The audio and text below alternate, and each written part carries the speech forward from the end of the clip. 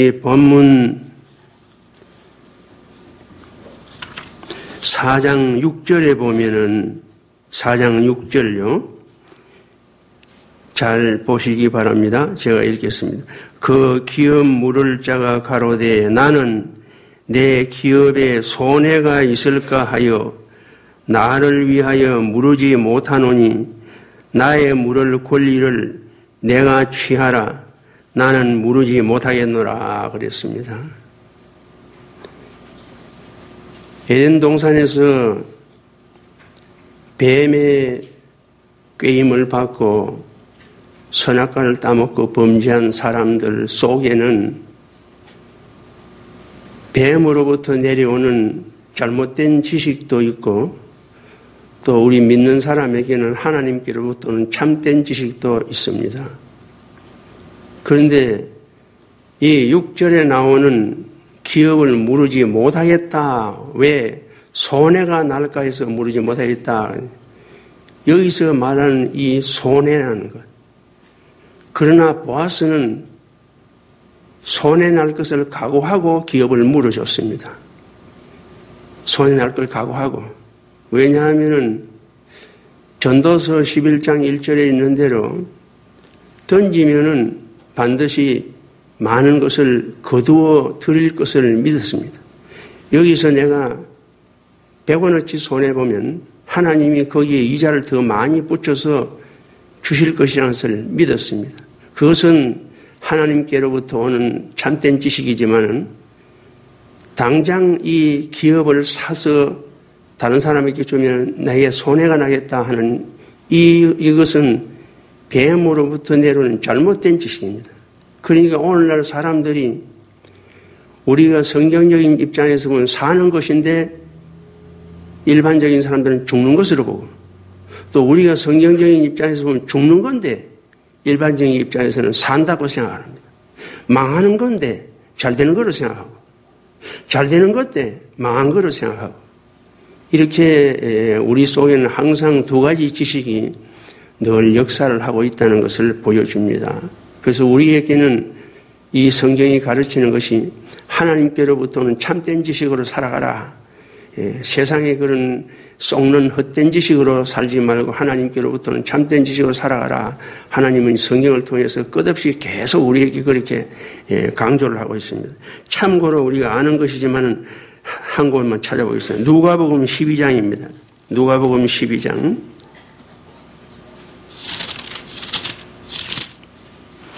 1년자도 복이 있다고 했으니까 1년 축복을 받는 이 시간 되겠습니다. 누가복음 12장 20절로 21절 두 절을 같이 읽어보겠습니다. 누가복음 12장 누가복음 12장 20절로 21절 찾으신 분 같이 읽겠습니다. 하나님은 이르시되 어리석은 자여 오늘 밤에 내 영혼을 도로 찾으리니 그러면 내 예비한 것이 네 것이 되겠느냐 하였으니 자기를 위하여 재물을 쌓아두고 하나님께 대하여 부요치 못한 자가 이와 같으니라. 여기 룻기서 4장에 이름은 안 나왔지만은 보아스보다 룻의 기업을 물어줄 우선권을 가진 사람은 이 누가복음 12장에 나오는 이 말씀과 똑같습니다. 하나님을 위하여서 사용하는 것을 손해로 생각한다. 그러면 뱀 지식을 따라가는 어리석은 사람이 되는 거죠. 그러나 하나님을 위해서 무언가 하는 것을 손해로 보지 않고 영원한 수입으로 보는 사람이라야 그것이 하나님이 말씀한 참된 지식으로 사는 것이라고 할 수 있겠습니다. 이제 룻과 나오미는 보아스가 기업을 물어주게 되므로 더 이상 외롭거나 불안한 자가 아닙니다. 그래서 몸소 수고하던 처지에서 안식을 얻게 되었고 아무것도 없어서 이삭을 주어서 먹고 살던 처지에서 부유하게 되었습니다. 그리고 결박에서 자유를 얻게 되고 염려에서 평안으로 바뀌었고 또 수치가 남편 죽고 재산 다 잃어버리고 하는 그런 부끄러운 수치가 영광으로 바뀌게 되었고, 장래가 두렵고 염려스러운 데서 안정과 소망으로 바뀌게 되었다고 할 수 있습니다. 이것을 오늘 우리 한국에서 흔히 말하는 속된 말로 하면 대박입니다. 대박. 이삭을 주워 먹던 사람이 보아스와 결혼해서 보아스의 것이 전부 자기 것이 되었으니까, 모든 것이 반대로 이렇게 바뀌었으니까 이 참 좀 세상적으로 하는 말이지만 대박이 아닐까. 베니스에 가면은 한숨의 다리라는 그런 다리가 있다고 합니다. 이것이 실제로 있었는 것인지 그냥 교훈을 위해서 꾸민 이야기인지는 잘 모르겠습니다. 한숨의 다리라는 다리가 있는데, 다리 이쪽 편에는 법원, 재판정이 있고, 다리를 건너가면 저쪽에는 교도소가 있다고 합니다. 그래서 이 재판정에서 재판을 받아가지고 징역형을 받게 되면 이 다리를 건너가서 교도소에서 이제 교도소 생활을 해야 됩니다. 그런데 이 다리를 건너가다가 보면은 그 중간쯤에 헌수막이 이렇게 걸려 있는데, 지금부터 모든 희망을 버리라. 그런 헌수막이 걸려 있다고 합니다. 왜냐하면 이제 다리를 건너가서 교도소 생활을 하게 되면은 부모, 형제, 처자, 친구들, 이런 모든 가까운 사람들을 일단 당분간 마음으로 다 이제 잊어버리고 살아야 되는, 어떻게 생각하면 숨질 때, 제가 아직 죽어보지 않아서 잘 모르겠습니다.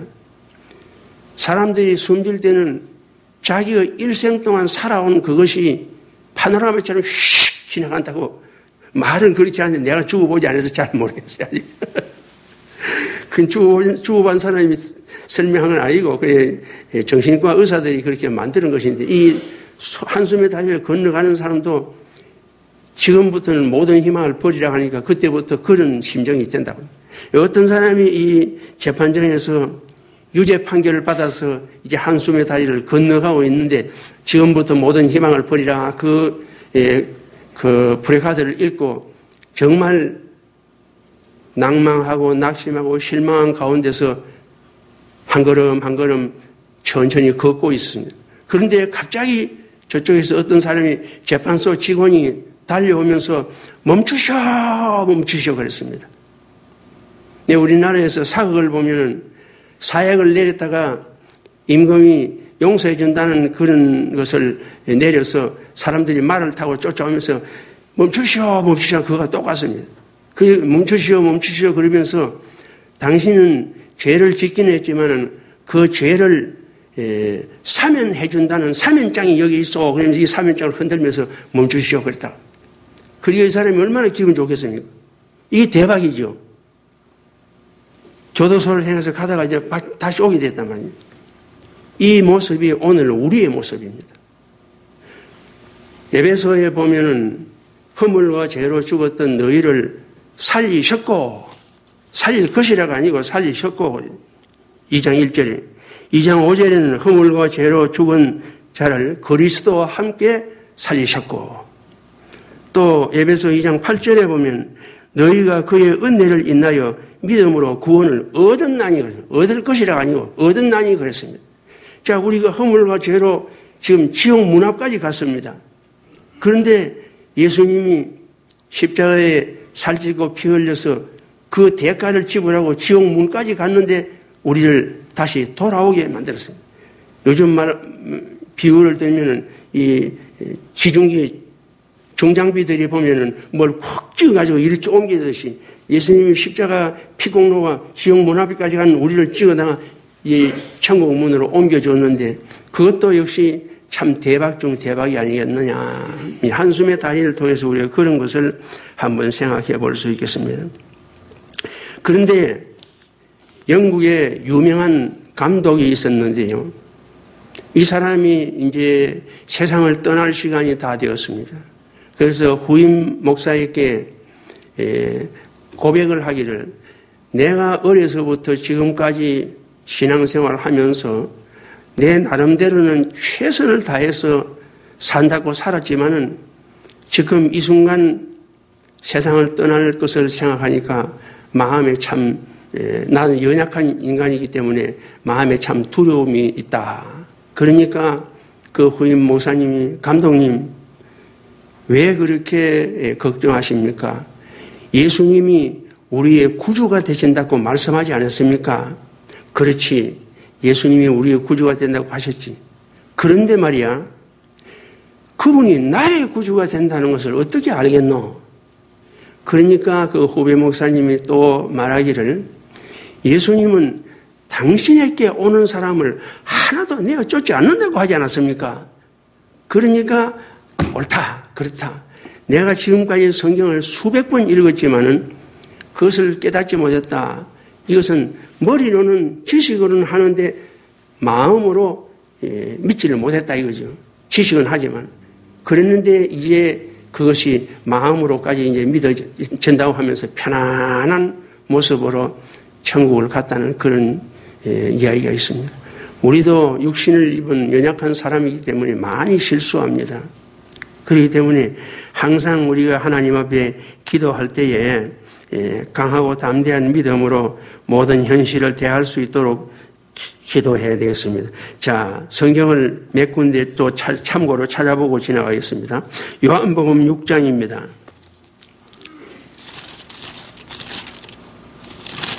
읽는 축복도 중요하기 때문에 찾아서 읽어봅니다. 요한복음 6장 37절입니다.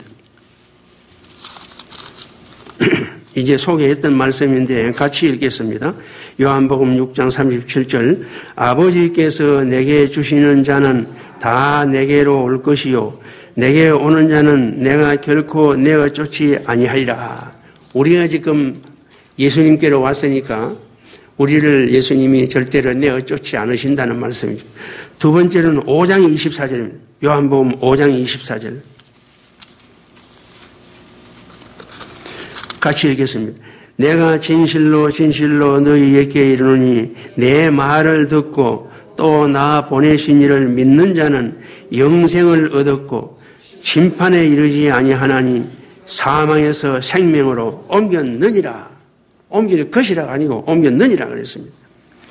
로마서 5장 8절에도 비슷한 말씀을 했습니다. 같이 찾아보겠습니다.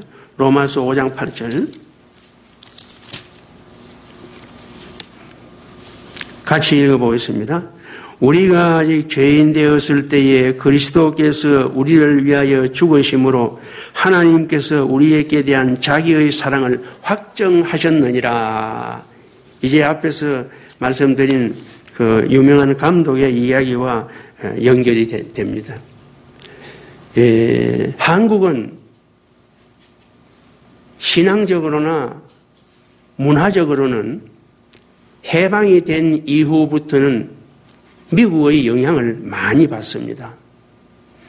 그래서 한국이나 미국이나 영화를 만들면은 대개는 해피엔딩으로 끝납니다. 프랑스 영화는 슬픔으로 끝난다고 합니다. 소설을 써도 그 중간에 온갖 우여곡절을 겪은 끝에 마지막에는 대개는 해피엔딩으로 끝납니다. 그런데 여러분 신구약 66권입니다마는 이 66권의 내용 중에서 가장 이제 말씀드린 슬픔으로 시작해서 해피엔딩으로 끝난다는 것이 말씀이 대표적인 것이 룻기입니다. 룻기 1장을 보면은 베들레헴에 살던 사람이 베들레헴 에브라스에 살던 사람이 다 팔아가지고 모압으로 내려갔습니다. 그리고 내려갔더니 남편이 죽었습니다. 또 아들을 결혼시켰더니 두 아들도 죽어버렸습니다. 그래서 남편 잃고 두 아들 잃고 가져간 재산 다 잃고 빈손으로 부끄럽게 돌아오면서 돌아올 때에 베들레헴 성 사람들이 네가 나오미가 아니냐 그럴 때에 나를 나오미라고 하지 말아라. 말하라고 해라. 나는 즐거운 사람이 아니다. 지금 쓴 마음으로 돌아온다. 이 시작입니다. 그게 룻기서 시작이에요. 그런데 사장에 보면 끝은 해피엔딩으로 끝납니다. 보아스라는 사람을 만나서 결혼해가지고 아들 딸 낳고 재미있게 잘 살았더라. 그런데 그 아들이 다윗의 정조 할아버지가 되었다. 얼마나 아름답게 끝났습니까? 예, 룻기서 그전에도 공부하면서 제가 노래를 나누어 드리는데, 베들레헴 성에는 흉년이더니 엘리멜렉 가정에는 기근과 근심, 영의 양식 굶주림은 생각지 않고 육의 양식 굶주림만 생각하고서 모압으로 내려갔습니다. 그러나 보아스와 룻으로 이룬 세 가정, 온 천하에 자랑할 모범적 가정, 여호와를 찬송하라 상속자나니 그의 이름 오벳이라 다윗의 조부. 그러니까 시작은 슬프게 시작을 했는데 끝이 아주 즐겁게 아름답게 끝났다. 그것이 룻기서의 내용이라고 할 수 있겠습니다. 이제 그러면 지금까지 생각한 다음에 차례로 이제 생각하는데요. 룻기 4장 11절 한번 같이 읽어보겠습니다. 4장 11절요. 성문에 있는 모든 백성과 장로들이 가로되 우리가 정인이 되노니 여호와께서 네 집에 들어가는 여인으로 이스라엘 집을 세운 라헬, 레아 두 사람과 같게 하시고 너로 에브라디에서 유력하고 베들레헴에서 유명케 하시기를 원하며. 이 11절은 내용을 요약하면 두 가지로 요약할 수 있습니다. 하나는 보아스와 룻의 결혼을 축하하는 말입니다. 또 하나는 보아스와 룻의 결혼에 축사를 하는 것입니다. 하나는 축하를 하는 것이고 하나는 축사를 하는 것입니다. 그렇게 11절을 두 가지로 우리가 나누어서 생각을 할 수 있습니다. 그 축하를 하는 사람들은 베들레헴의 중진자들과 또 온 베들레헴 사람들이 주민 모두가 축하를 하고 있습니다. 제가 어릴 때만 해도 한국에서는 동리에서 어떤 가정에 잔치가 있으면 모든 동리 사람들이 대부분은 무엇인가 잔치에 필요한 음식을 한 가지씩 해가지고 들고 잔치집에 갑니다. 그러면 이제 다음 자기 집에 잔치가 있을 때는 그 집에서 내가 해준 것이 있으니까 또 그걸 해가지고 와서 그렇게 하고, 또 잔치는 그 집만의 잔치가 아니고 대부분 동리 사람들이 보통 2박 3일 정도로 같이 지내면서 함께 즐거워합니다. 그러니까 동리 잔치가 되는 겁니다. 이 보아스와 룻의 결혼도 베들레헴 온 동리 사람들이 함께 잔치하는, 자기 둘이만 잔치하는 것이 아니라 온 동네 사람들이 같이 잔치하는 이런 것을 우리가 볼 수 있습니다. 그러면 예수 믿는 사람에게도 이런 잔치가 있어야 되겠는데요. 다 예를 들지는 못하겠고 한 가지만 예를 든다면 세례를 받았을 때 온 가족이 축하하고 모든 교인들이 다 축하를 해야 된다고 생각합니다. 물론 그전에부터 예수를 믿었지만은 자기 입으로 직접 예수님을 나의 구주로 고백을 하고 세례를 받았으니까 그 세례 받는 것이 생일보다 더 축하를 해야 돼요. 예수 믿는 사람. 그 세례를 받았을 때 가정에서도 생일 축하하듯이 잔치를 하고 또 모든 교인들도 아주 함께 기뻐하면서 참 하나님 앞에 신앙 고백을 해서 하나님의 자녀 되었다는 것을 확인하게 되어서 참 고맙다, 감사하다 그러면서 축하를 해야 되지 않겠는가 그런 생각을 합니다. 그러면서 또 한편으로는요. 우리 예수 믿는 사람들이 결혼식을 할 때, 가정을 이룰 때에 어떤 조건으로 가정을 이루는 것이 바람직하냐. 이 보아스와 룻을 근거로 해서 세 가지만 생각을 하면요. 첫째로는 하나님의 뜻이 무엇인지를 찾아야 되겠습니다. 하나님의 뜻이 무엇인지를 찾아야 되겠고, 그 다음에 두 번째로는 목자의 뜻이 어떤지를 찾는 것이 예수 믿는 사람의 가정을 이루는 조건이 아니라, 세 번째로는 부모와 가족들의 뜻이 어떤지를 헤아려 보면서 해야 그것이 예수 믿는 사람의 바람직한 혼인관이고 또 룻과 이 보아스 같은 것이라고. 룻은 젊음을 따라가지도 않고 부자를 따라가지도 않았습니다.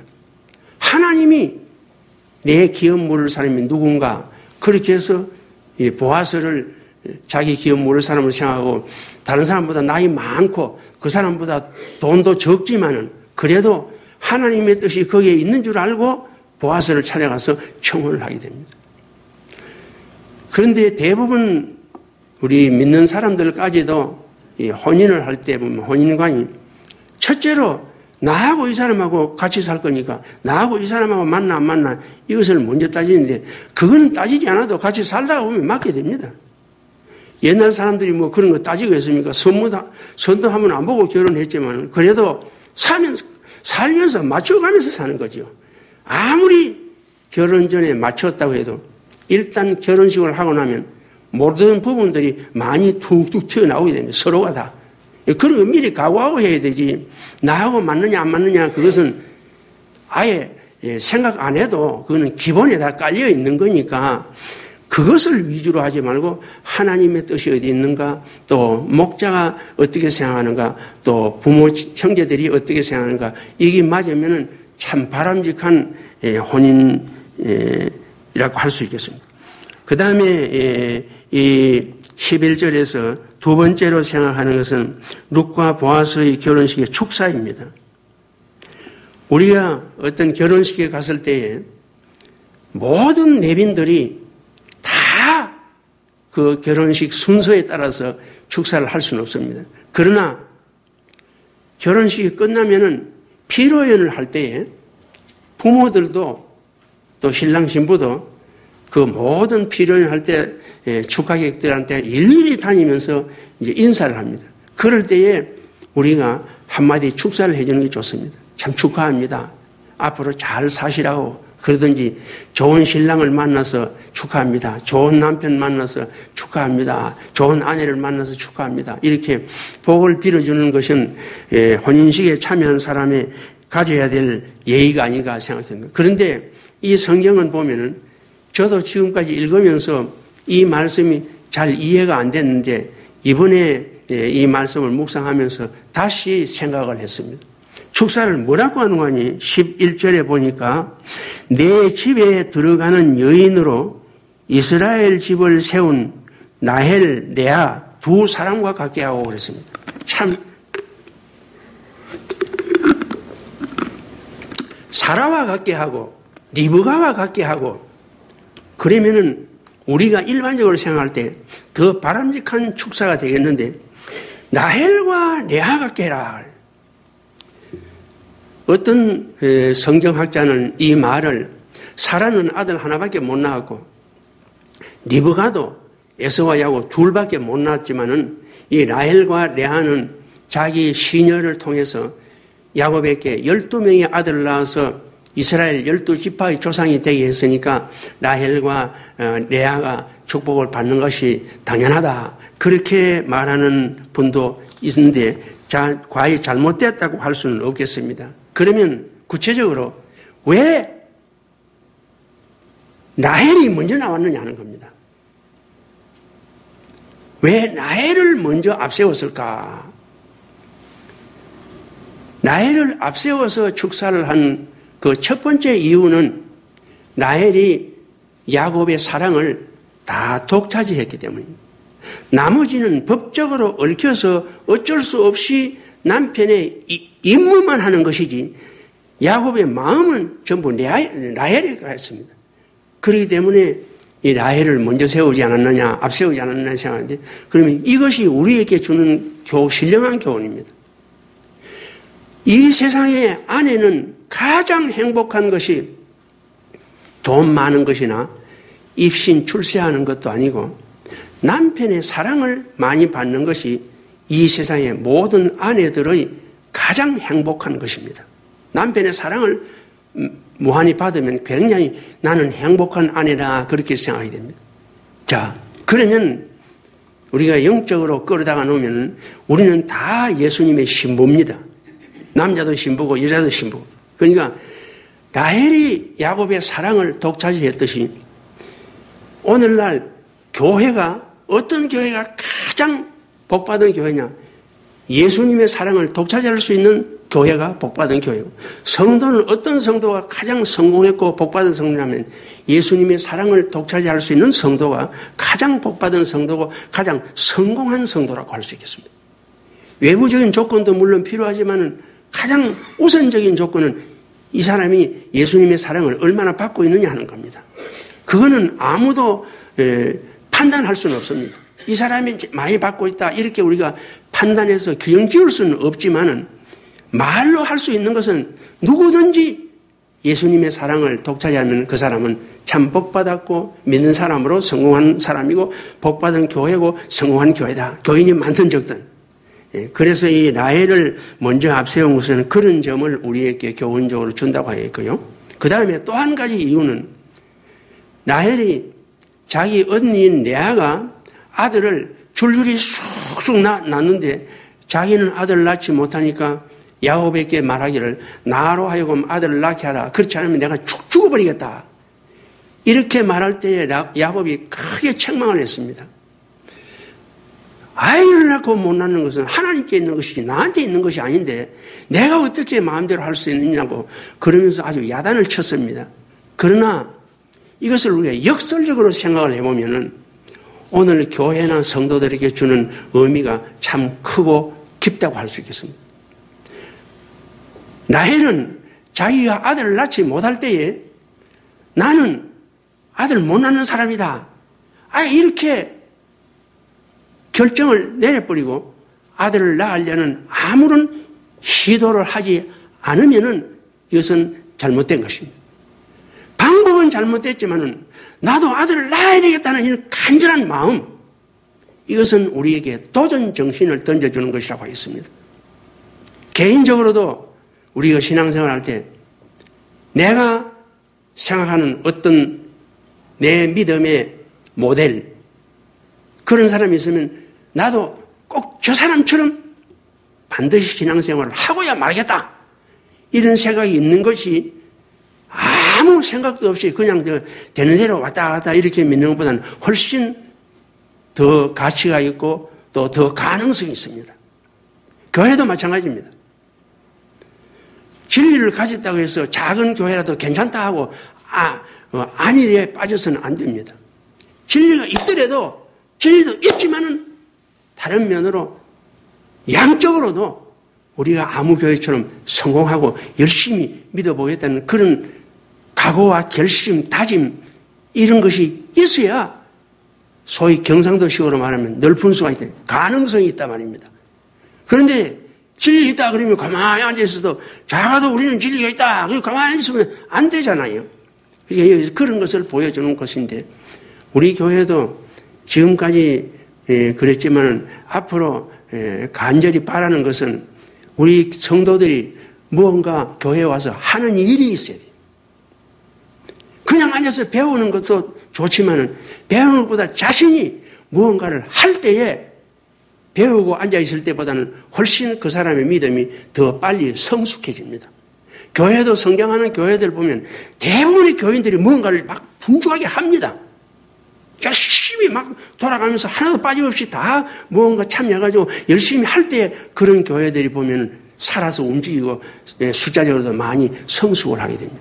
우리도 지금 반사가 안 되면 성가대라도 만들어가지고 찬양대라도 해서 이 젊은 사람들이 나도 교회를 위해서 무언가 하는 게 있다는 이런 자부심, 이거 심어주면 훨씬 더 믿음이 더 빨리 성숙할 수 있습니다. 뭘 가지고 사람이 있어야지 왜 사람이 없습니까? 다 찬양대가 돼도 할 수 있습니다. 젊은 사람들까지 다 합하면은 제가 꼽아보니까 10명은 될 수 있겠어요. 노래 목소리가 고운 우리 이선자 권사도 노래 잘하니까 되겠고, 또 우리 집 사람도 되고, 또 이 서집사 내외, 이렇게 김미아 집사님하고 이렇게 꼽으면 나머지 젊은 사람들 학생들하고 하면 10명은 충분히 되겠더라고요. 그러면 찬양하고 나와서 자리에 앉으면 됩니다. 지금 우리 아이가 있는 로뎀교회에 한번 며칠 전에 한번 가서 주일 예배 참석을 했는데 10시 반에 8시 반에 1부 예배를 하고 10시 반에 2부 예배를 하는데 그 2부 예배 시간에 한번 갔어요. 아무도 모르게 살짝 갔다가 온다고 했는데 이 사람들이 얼마나 눈썰미가 있는지 함에 들어가니까 이 벌써 박일래 목사님 아버지 어머니라는 걸 알더라고요 벌써. 그래서 들어가서 앞에 딱 앉혀놓고는 거창하게 소개까지 하는데 거기서 내가 먹인 게 뭐냐면 성가대 자리가 따로 없어요. 대부분 강단에 성가대 자리가 있는데 없어요. 또 옆에도 이렇게 없어요. 이렇게 의자 이렇게밖에 없어요. 그 대신에 성가대가 앉을 수 있는 자리를 비워놨어요. 앉을 수 있는 자리를 비워놓고 찬양하고 앉을 수 있는 자리가 거기는 사람들 안내를 안 해요. 아예 비워놓고. 그리고 찬양하고 내 자리 들어가서 앉아서 또 은혜 받으면 되는 거죠. 그런 것을 한번 기도하면서 잘 생각해 봐서 뭔가 할 수 있는 그런 길을 열어주면은 훨씬 더 좋지 않겠나 그런 생각이 듭니다. 그 다음에 두 번째로 이제 레아에 대해서 말씀을 했는데요. 레아는 인물도 라헬보다 못났습니다. 이 머리 IQ도 동생 라헬보다 못합니다. 표면적으로 볼 때는 이 레아가 라헬과 비교해서 라헬보다 나은 점이 아무것도 없습니다. 다만 아이를 쑥쑥 낳아서 결국은 아들 6과 딸 하나, 그리고 7남매를 두게 되는 그거는 레아보다 낫지만 그 외에는 레아보다 나은 것이 없습니다. 그러나 이것을 우리가 영적으로 이것을 생각을 해보면 두 가지 아름다운 점을 찾을 수 있습니다. 그 외에도 많이 있겠지만은 이 시간에 두 가지만 찾는다고 하면 첫째로는 이 레아는 참 겸손한 사람이었습니다. 곡절 끝에 되기는 했지만은 어쨌든 레아가 라헬보다 먼저 야곱과 혼인식을 하지 않았습니까? 그러니까 어떻게 보면 표면적으로 보면 레아가 우리 한국식으로 말하면 본처랑 마찬가지랍니다. 첫 번째 결혼을 했으니까. 그럼에도 불구하고 자기 동생 라헬에게 모든 사랑을 다 빼앗기고 전부 다 빼앗겼지만은 거기에 대해서 시기를 하거나 어떤 교만한 이런 생각을 가지지 않았습니다. 일체 성경에 보면 그런 내용이 없습니다. 그러니까 구약에도 그렇고 신약에도 그렇고 하나님 앞에 은혜를 받는 여러 가지 조건 중에 가장 우선적인 것이 겸손이 아니겠나 그렇게 생각됩니다. 자기가 정말 겸손해서 겸손해질 수도 있는 것이 아니고, 있을 수도 있고, 또, 환경이 그렇게 만드니까 어쩔 수 없이 낮아지고 겸손해질 수도 있는데, 이 겸손에 대한 것과 교만에 대한 것을 비유로 사사기서에서 찾아본다고 하면요. 사사기 8장에 보면은, 기드온이 미디안과 전쟁을 할 때에, 전쟁을 하고 돌아올 때에 에브라임 사람들이 나와가지고 왜 전쟁을 하러 갈 때에 우리한테는 이 얘기도 안 하고 네 멋대로 가서 전쟁을 했느냐 그러면서 나무라고 그 욱박지를 때에 이 기드온이 겸손하게 말하기를 당신들이 한 것과 내가 한 것과 어떻게 비교할 수 있겠느냐. 당신들이 한 것은 만물 포도와 같고 내가 한 것은 껌물 포도와 같지 않느냐. 그러면서 자기를 낮추어서 그렇게 말할 때 이 사람들의 마음이 풀어져서 싸우지 않았더라 그랬습니다. 그런데 사사기 12장에 보면 입단은 전쟁을 해서 승리를 하고 돌아올 때에 다른 사람이 교만을 부리면서 내가 전쟁을 할 때 어떻게 우리에게 은원도 없이 멋대로 갔느냐. 그럴 때 이 입다가 말하기를 항의를 했습니다. 내가 너희들에게 전쟁을 하러 갈 때에 청을 했지만 너희들이 모른 척하지 않았느냐. 그러면서 맞대가지고 막 싸웠습니다. 그래서 실제로 전쟁이 일어났습니다. 전쟁이 일어나서 결과적으로는 입다의 편에서 반대편 사람을 42,000명이나 죽이는 이런 비참한 결과를 가져왔습니다. 그러니까 기드온은 겸손히 자기를 낮추니까 다툼이 거치고 평화가 되었는데 입다는 자기를 내세우면서 자꾸 자기가 더 잘했다고 하다 보니까 전쟁을 해서 42,000명이라는 많은 사상자를 내게 되었다. 그래서 이 겸손은 이렇게 좋은 것인데 이 라헬과 레아도 마찬가지입니다. 여러분, 우리가 상식적으로 생각하면 야곱이 죽었을 때에 야곱과 함께 합장을 할 수 있는 사람이 라헬이 가야 되지 않겠습니까?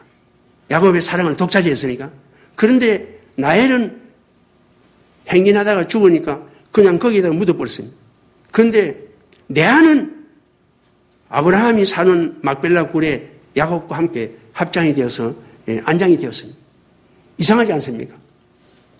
한 번도 야곱의 사랑을 받지도 못했는데 그 사람이 야곱과 함께 합장이 되고 일생 동안 사랑을 독차지했던 레아는 그냥 길 가다가 아무데나 묻어버렸다. 그 왜 그렇게 했는가? 여러분들 이 라헬을 보면은 굉장히 어떻게 보면은 그 자부심 또 교만 이런 못된 짓을 많이 합니다. 그 겸손한 것을 말하고 그 다음에 두 번째로 레아의 좋은 점은 믿음입니다. 믿음의 여인이다 그렇게 할 수 있습니다. 이제 여기서 다 말씀을 드리지 못하지만 집에 가서 한번 참고로 찾아보시기 바랍니다. 라헬은 아들을 낳을 때 증오심을 가지고 이름을 지었습니다.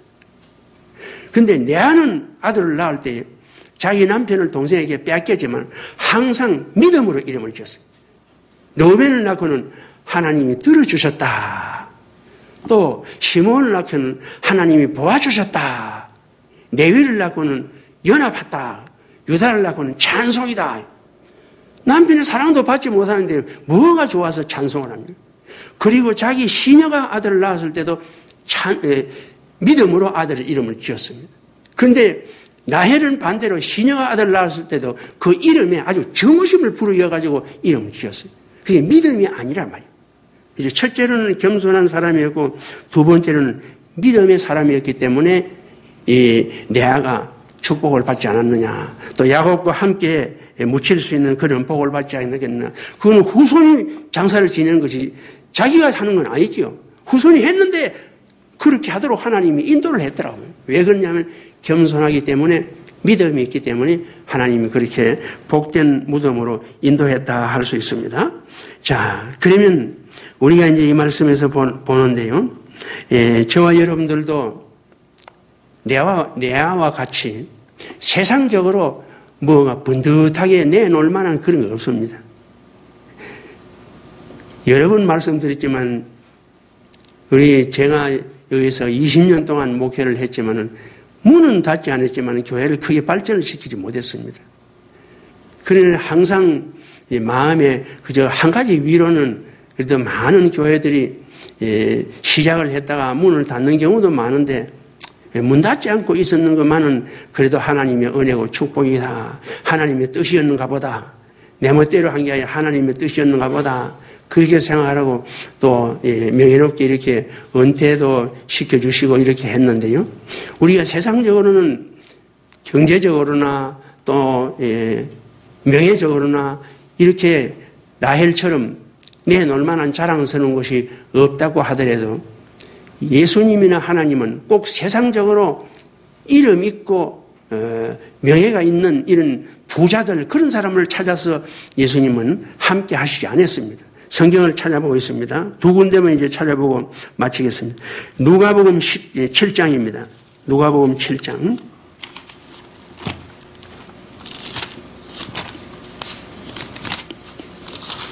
누가복음 7장 22절입니다.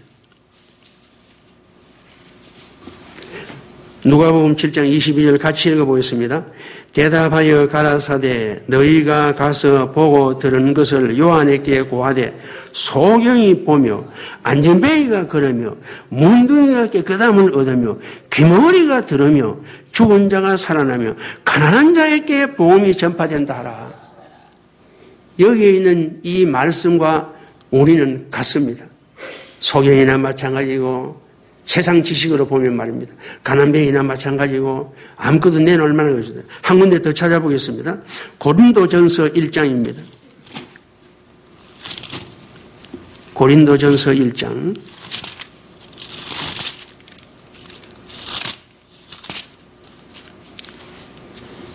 (26절로 28절입니다) 고린도전서 1장 26절로 28절 자, 찾았으면 같이 읽어보겠습니다. 형제들아 너희를 부르심을 보라. 육체를 따라 지혜 있는 자가 많지 아니하며 능한 자가 많지 아니하며 문벌 좋은 자가 많지 아니하도다. 그러나 하나님께서 세상의 미련한 것들을 택하사 지혜 있는 자들을 부끄럽게 하려 하시고 세상의 약한 것들을 택하사 강한 것들을 부끄럽게 하려 하시며 하나님께서 세상의 천한 것들과 멸시받는 것들과 없는 것들을 택하사 있는 것들을 패하게 하려 하시나니. 우리도 이 누가복음 7장 22절이나 고린도전서 1장 26절과 28절 같이 세상적으로는 무언가 내놓고 자랑할 만한 것이 없지만 그러나 하나님은 그런 사람을 붙들고 쓰셨다 그랬어요. 가난한 자를 붙들고 부하게 하시고 무식한 자를 붙들고 지혜롭게 하시고 이렇게 하시니까 문제는 우리가 세상적으로 나타낼 것이 있느냐 없느냐 그게 문제가 아니고 하나님에게 붙잡혀서 쓰임 받느냐 쓰임 받지 못하느냐가 문제입니다. 부자라도 또 유명한 자라도 붙잡혀서 쓰임 받으면 복입니다. 이게 저와 여러분들의 현재의 상황은 우리가 세상적으로 드러내놓고 자랑할 만한 것이 별로 없지만 다만 우리가 간절히 소원해야 될 것은 언제 어디서 어떤 현실에서든지 항상 하나님 앞에 귀하게 붙들려 쓰임받는 그릇이 되고 도구가 되는 그런 삶으로 남은 삶이 점점 풍성해지기를 주님의 이름으로 축복합니다.